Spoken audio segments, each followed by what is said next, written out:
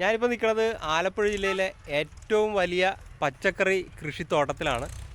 ഇത് നിൽക്കുന്ന വേറെങ്ങുമല്ല, ചേർത്തല സൗത്തിലെ നമ്മളുടെ തിരുവിഴേശൻ ഫാം ടൂറിസത്തിലാണ് നിൽക്കുന്നത്. ഏതാണ്ട് 15 ഏക്കറിലാണ് ഇവിടെ നമ്മൾ കൃഷി ചെയ്തിരിക്കുന്നത്.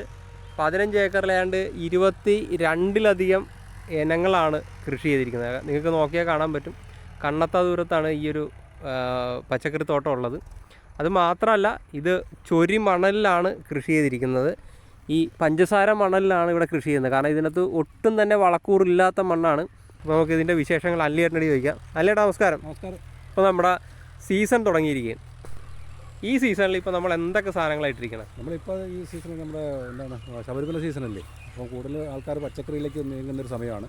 കൂടാതെ അതോടൊപ്പം തന്നെ ഇപ്പോൾ മഴ മാറി വെയിൽ തുടങ്ങാൻ പോവാണ്. അപ്പോൾ വെയിൽ തീരുമ്പോഴത്തേക്കും നമുക്ക് ചൂട് തുടങ്ങുന്ന സമയത്ത് തന്നെ ചൂടിനെ പ്രതിരോധിക്കാനായിട്ടുള്ള തണ്ണിമത്തനും പൊട്ടുവെള്ളരി ഉൾപ്പെടെ നമ്മൾ കൃഷി ചെയ്തിട്ടുണ്ട്.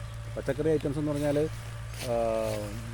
പയർ, തന്നെ കുറ്റിപ്പയർ 3 വെറൈറ്റി, പിന്നെ വള്ളിപ്പയർ, വെണ്ട, തക്കാളി, വെള്ളരി, ബട്ടർനട്ട്, മത്തൻ, പിന്നെന്താണ് നമ്മുടെ കാബേജ്, കോളിഫ്ലവർ, ബ്രൊക്കോളി ഇത്യാദി സാധനങ്ങൾ, ചീര, ഇങ്ങനെയുള്ള എല്ലാ സാധനങ്ങളും നമ്മളിവിടെ കൃഷി ചെയ്തിട്ടുണ്ട്. ഇപ്പോൾ നമ്മൾ വിളവെടുക്കാൻ തുടങ്ങിയിട്ട് ഇപ്പോൾ ഒരു 2-3 ആഴ്ച കൂടുതലായിട്ടുണ്ട്. ചീരയായിട്ടും കുക്കുംബറായിട്ടും വെള്ളരിയായിട്ടും നമ്മുടെ കുറ്റിപ്പയറും വള്ളിപ്പയറും വെണ്ടയും ഒക്കെ വിളവെടുത്തുകൊണ്ടിരിക്കുകയാണ്.